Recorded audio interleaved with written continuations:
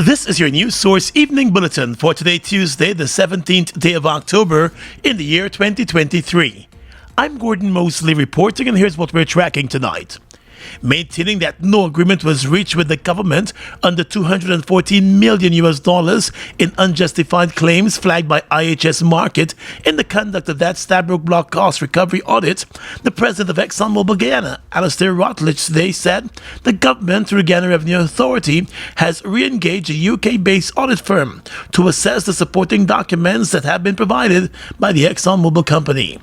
It was the opposition that recently stated that during a meeting in September, ExxonMobil indicated that the government had agreed to reduce the $214 million in unjustified claims to just over $3 million. But the ExxonMobil Guyana president Alastair Routledge, while acknowledging the meeting with the opposition, denied that the company indicated that it reached any agreement with the government. I did describe the process to the opposition, but I did not say that we had reached final agreement that was authorized by either the GRA or the ministry. And maintaining that there is no dispute, but rather a request for additional documentation based on queries made by the audit company, Mr. Routledge said the company has documentation to support the majority of the queries. According to him, those supporting documents cover more than 90% of the claims flagged in the audit report. However, he said sourcing the documents is no easy task, as the audit dates back to more than 20 years, and the change in government and technical personnel. Not only does it cover a period that goes back more than 20 years ago, but also that the process of that audit kicked off several years ago now, in fact under a different administration, when we still had the Department of Energy, and then there was the hiatus period, and then into this government and administration who've now been overseeing the latter stages of the process. Mr. Routledge explained that in keeping with the production sharing agreement, ExxonMobil communicated directly with the Ministry of Natural Resources on the cost recovery audit. However, it was not until recently that the company was informed that a GRA is the authority on the matter. Under the agreement, the ministry is officially the contact point, but as the government has made clear, they want the GRA to be the point of contact, and so that's who we're now working with. The Exxon boss said the Guyana Revenue Authority has since requested additional documents and has also re-engaged the IHS Markit audit company based on the correspondence received from the government last week. Mr. Routledge said as the query process continues, the ExxonMobil company will continue to defend the entire $1.678 billion in costs that it intends to recover for exploration works done between 1999 and 2017. He also said while it is normal to have queries during an audit, the delay in the audit spanning more than 20 years has made it difficult to source the documents. Our view is that we have these are valid costs. It's a question of finding the documentation, but remember this goes back more than 20 years. We're talking about archived documents and finding the right documents to support specific questions. But we had found, when the last count, we were down at below $10 million, where we clearly had in our mind, the documentation supported the cost. And given the challenges being experienced in the ongoing audit, the oil company's president said it is important to have audits done in a timely manner in keeping with the regular audit cycle. More news coming up in just a moment.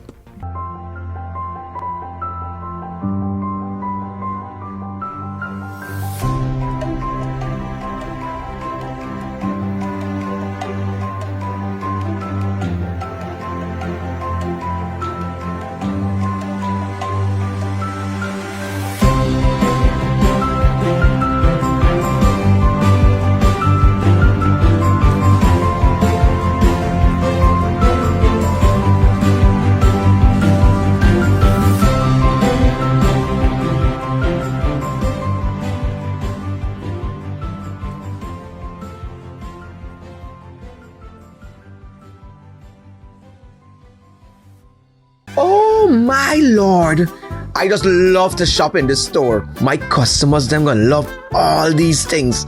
So many different things in one place. Household items, electronics, toys, stationery, confectionery, exercise equipment, shoes and clothes for men, women and children, school things, costume, jewelry, perfume, makeup. Oh, look the makeup! Giftland Office Max, Guyana's favorite department store. It's one of your biggest goals, getting your own home, where memories are made, where happiness lives. You may feel that home ownership or renovation is beyond your reach, but we at Republic want you to know that there's always a way. Ask us about our suite of mortgages. Let's help make your housing wishes come true. Or advise on how the equity in your existing home can finance other dreams and goals. Call or go online to learn more. Life can be unpredictable, and when urgent medical needs arise, you need a place that's efficient, quick, and reliable. Eureka, the trusted household name in healthcare, has extended its services to include an urgent care and pharmacy to better serve you. At Eureka Urgent Care, we understand that time is of the essence, so you can say goodbye to long wait times and stressful emergency rooms. Our team of dedicated professionals is ready to provide quality and patient-centered care Monday to Friday from 8 a.m. to 8 p.m. and Saturdays 8 a.m. to 4 p.m. Walk-in service or appointments are available. With emphasis on safety and patient satisfaction, our services cater to both our expatriates and local community. Eureka Urgent Care and Pharmacy for expert urgent care and medicine when it matters most. Visit us at 264 Thomas Street, North Cummingsburg, Georgetown. Bust the flavors. We're full of flavors. Bust the flavors, that my crave for. We're full of flavors. Tell your neighbors about the bust the flavors. Grab a bust the flavors. Yeah, thirst buster. Grab a buster. Bust the flavor, taste the savor. Bust the flavors. Bust the flavors.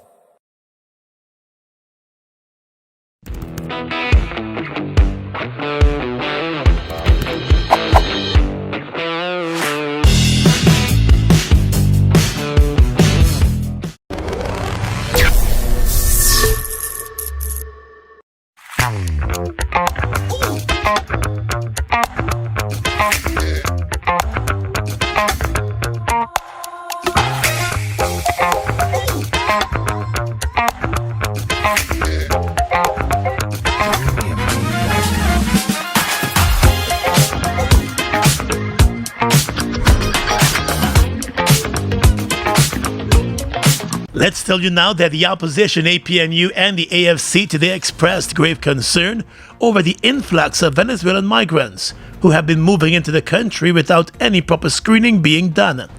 During a press conference today, opposition leader Aubrey Norton said the issue is now at a crisis level. The opposition leader said it is now estimated that as many as 35,000 Venezuelan migrants are now living in Guyana, and he pointed out that that number exceeds the population of Region 1.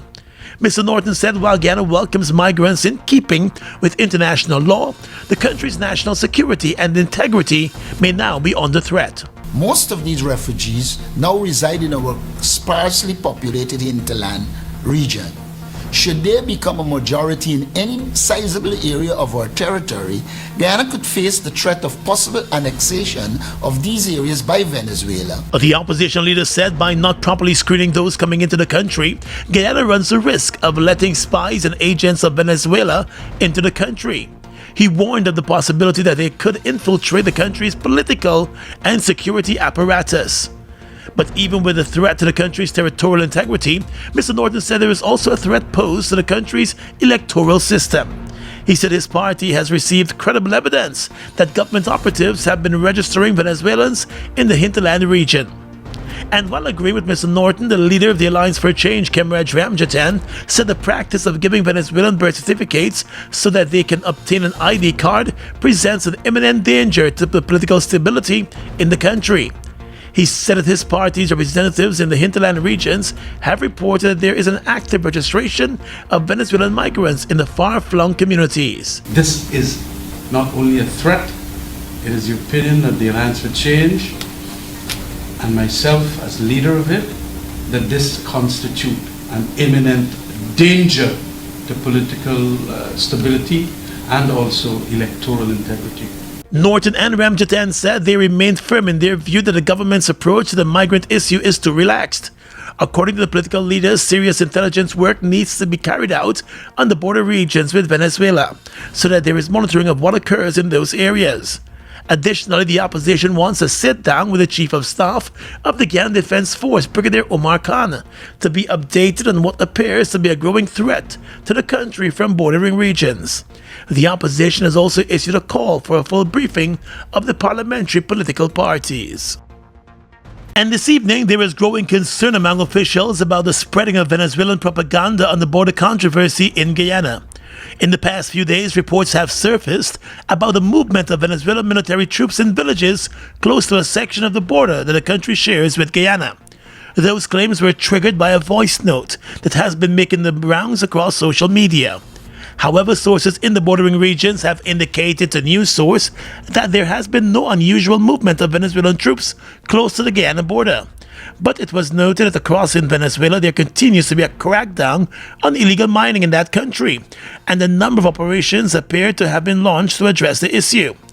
Sources familiar with the situation have told news source that Guyanese citizens have to be mindful and careful to not spread Venezuelan propaganda on the controversy locally. Still, one source noted that all of the claims in the voice note have been checked, and there will be continuous monitoring of areas along the Guyana-Venezuelan border. One source noted that with elections upcoming in Venezuela, there is expected to be increased dissemination of misinformation by Venezuela on the border controversy, since the issue could be used as a campaign tool to drum up support among Venezuelans as they prepare for their elections. In recent weeks, Venezuela has been calling for dialogue on the border controversy. Those calls have been ignored by Guyana, as the case filed by Guyana against Venezuela for a final juridical settlement of the controversy at the International Court of Justice remains active. In a recent statement to mark the 124th anniversary of the 1899 Arbitral Award, which settled the border controversy, the government of Guyana said it remains firmly of the view that the Arbitral Award of 1899 is valid, adding that Guyana is committed to a path of final and peaceful settlement, and will continue to adhere to the rule of international law and the procedures of the International Court of Justice. Life can be unpredictable, and when urgent medical needs arise, you need a place that's efficient, quick, and reliable. Eureka, the trusted household name in healthcare, has extended its services to include an urgent care and pharmacy to better serve you. At Eureka Urgent Care, we understand that time is of the essence, so you can say goodbye to long wait times and stressful emergency rooms. Our team of dedicated professionals is ready to provide quality and patient-centered care Monday to Friday from 8 a.m. to 8 p.m. and Saturdays 8 a.m. to 4 p.m. Walk-in service or appointments are available. With emphasis on safety and patient satisfaction, our services cater to both our expatriates and local community. Eureka Urgent Care and Pharmacy for expert urgent care and medicine when it matters most. Visit us at 264 Thomas Street, North Cummingsburg, Georgetown.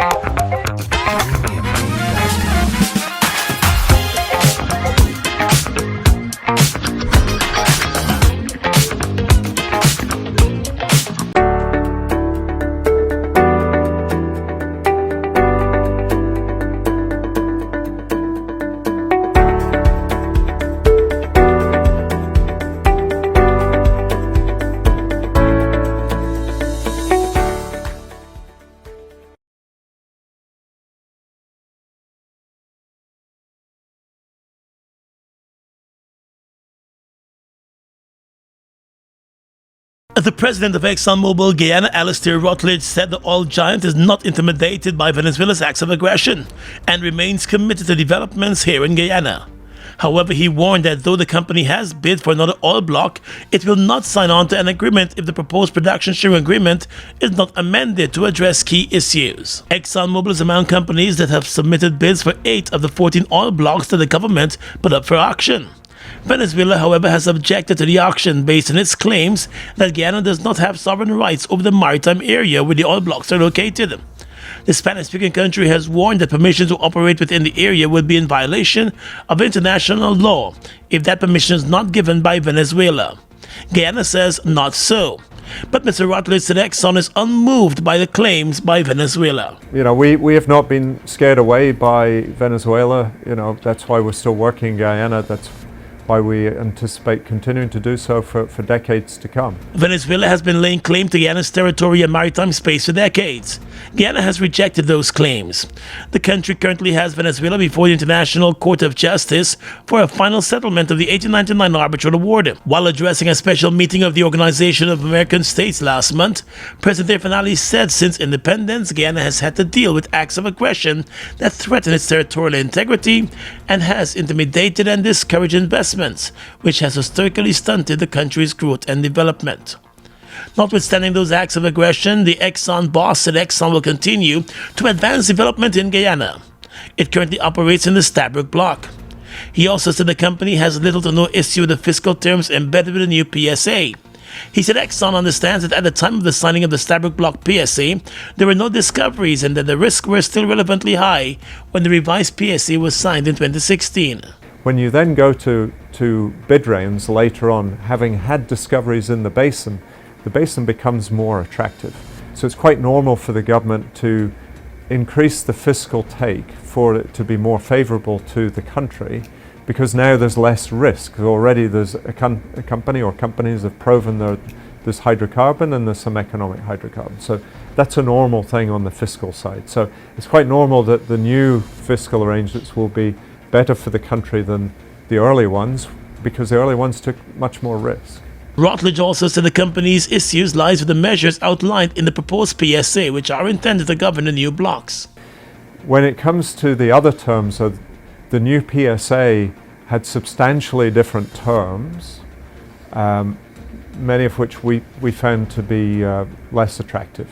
And so a lot of our feedback in the consultation process and subsequently in our proposal for our bid include feedback on the terms other than the fiscals. With a period of 45 days, the minister is expected to decide on the future of the proposed work programs, which must contain a detailed list of the individual activities and the contractor plans to conduct. But Exxon believes the minister holds excessive power under the new PSA. The minister has an awful lot of control under the PSA. There are a lot of approvals required under the new PSA that, quite honestly, today I don't think the ministry is set up to process, review and to exercise those, even if they were the right authority to do that. Rutledge said while the bid has been submitted, the company has made it clear that it is not prepared to sign on to the new PSA as it currently stands, should it be awarded one of the oil blocks. The move by the Guyana Police Force to include the word policia, the Spanish name for police, on the force's vehicles is not finding favor with former Security Minister Cameron Ramjatan, who is currently an opposition member of Parliament. At a press conference today, Mr. Ramjatan lashed out at the police force over the move, calling it ill-advised and abhorrent. He said the Spanish signs should be removed. Look, that policia thing is utter nonsense. It's abhorrent. And it is my opinion that the police ought to immediately repaint all the vehicles that have policia with police. Mr. Ramjatan also said he was made aware that the decision to add the word policia on the police vehicles was an executive decision, but he contended that such a move was ill-advised. The Guyana Police Force has defended the move, saying that its vehicles will have police in English, along with the logo of the police force, and the word policia will be placed at the bottom of the English writing to cater for the growing number of Spanish-speaking migrants. But the opposition member of Parliament believes the move is a backward one. It could be easily remedied because Guyana is English speaking, and every inch of our territory, every blade of grass should have Guyana in English, as it were. And in every institution, hospital, regional office, you have English as the words used. And so I would like that to be made clear, that it is an abhorrent thing. It is very anti-national. Ramjatan said Guyanese should also stand up and put pressure on the Guyana Police Force to remove the Spanish markings.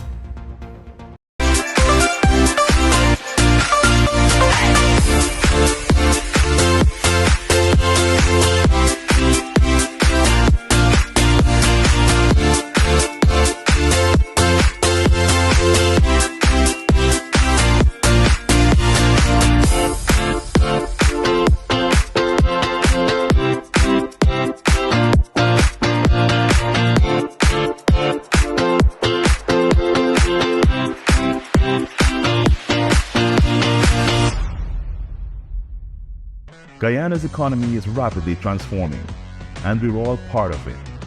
Guyoil is at the forefront of this development by providing reliable and efficient energy and supporting community development from the very core. 100% of Guyoil's profit goes back to building schools, roads, and other important infrastructure that connects our cities and towns, providing fuel to domestic, marine, industrial, and aerial transportation. Guyoil has now repositioned itself as a market leader in the petroleum industry, building a better future for all of us. Sorry. Jack? Hey. Boys, where you going with all that speed? Yo, today's the 15th. My NIS contributions are due, and I ain't even get the forms as yet. Hold on. You mean to tell me that you're not aware that all self-employed persons can now make their NIS contributions using the MMG app from the comforts of their homes and offices? Really? I just pay my bills using MMG, Yes, Jack. And the thing's simple. All you have to do is open the app, select Pay Bills, Government Services, NIS, and Pay.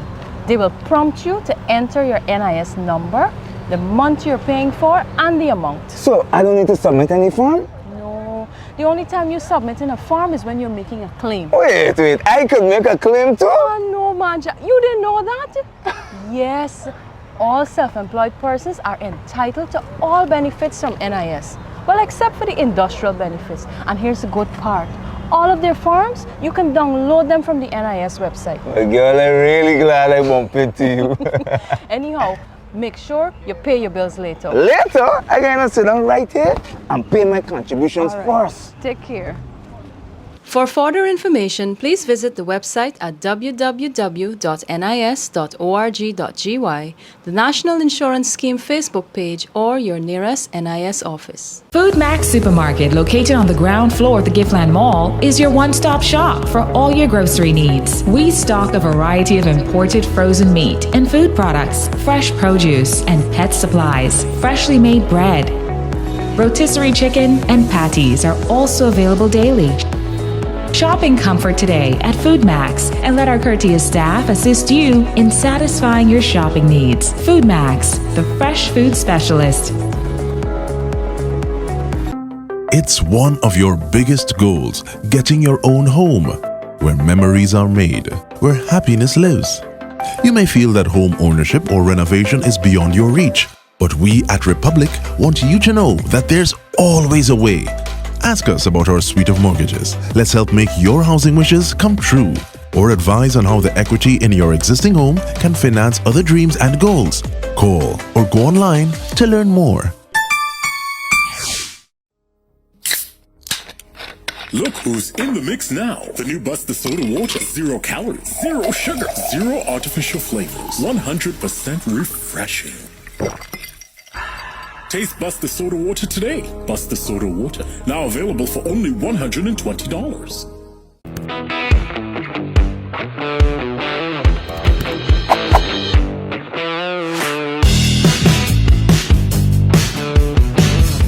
With your regional and international news tonight, I'm Svetlana Marshall in the region. Prime Minister of St. Vincent and the Grenadines, Dr. Ralph Gonsalves, says the Caribbean region is not immune to the implications of the current Israel-Hamas conflict and that the immediate impact for the region includes the question of rising oil prices and the threat of a widening of the conflict. Speaking during a television program, Eyes on the Middle East, Implications for Our Region, Gonsalves said a wider spread of the conflict could be worse than Ukraine. He said there are large geopolitical questions at stake and all of them will have an impact. He said already it is having an impact on oil prices, which he said are likely to increase further should the war continue. The Prime Minister said the conflict can also impact the Caribbean region as it draws attention away from other important matters. The 43-year-old son of the former Prime Minister of the Bahamas, Dr. Hubert Minnis, has been released on bail after he appeared in court accused of performing an abortion on a 15-year-old girl last month. A Supreme Court judge on Monday granted emergency bail to Dr. Jamil Minis, who has also been charged along with the minor's 48-year-old mother and 25-year-old sister. The women face charges of conspiracy to commit an abortion, while Dr. Minis faced a single count of abortion when they appeared before Senior Magistrate Shaka Serville. And finally tonight, international news. BBC reported today that hundreds of people have been killed in an Israeli strike on a hospital in Gaza City, according to the Palestinian officials. The Israeli military says it's investigating the incident. Earlier, the UN said a school in central Gaza where 4,000 people are sheltering was also hit, killing at least 6 people. No place is safe in Gaza anymore, not even UNRWA facilities, said a senior UN official after the school incident. Earlier, the Israeli military insisted it was not targeting civilians. At least 600,000 people have fled the northern Gaza Strip for the south after Israeli military warnings. Israel has blocked supplies of food, water, fuel, and electricity since the deadly Hamas attacks on October 7, but denies there is a humanitarian crisis. The U.S. President Joe Biden will visit Israel on Wednesday to hear about its plan for a ground attack in Gaza. And that's your News Source Evening Bulletin for tonight. I'm Svetlana Marshall reporting and encouraging you to stay safe.